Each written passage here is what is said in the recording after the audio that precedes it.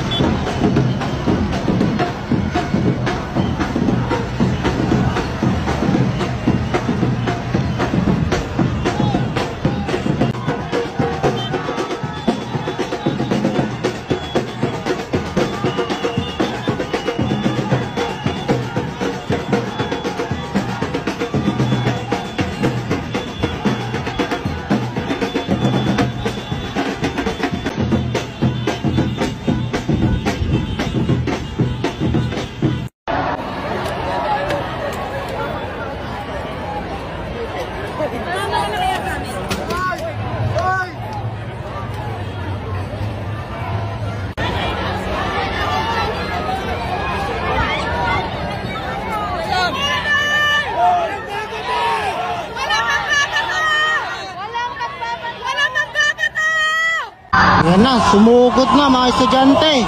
Nagkatotoo na yung sinabi ni Chabit na lumabas ang mga estudyante, no? Grabe, oh. Ito yung ating mga pulisan sa kabilang bando. Dami. Ayun, oh, may sanip pwersa pa doon, oh. Grabe, iba-ibang school nagsanip-sanip na para labanan ng korupsyon.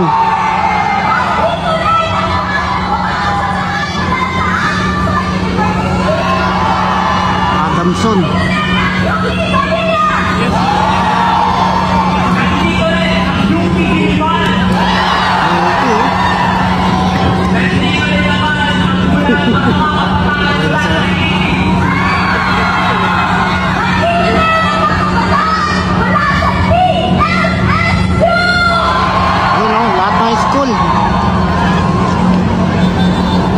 Grabe, ang dami po.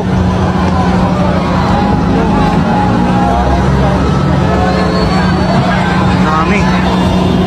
So dinagdagan nila ng harang po dito dahil nga expected nila marami pong pupunta dito.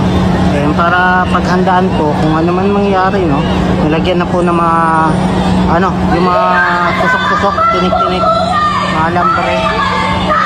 Mas matibay yung depensa ngayon, ha.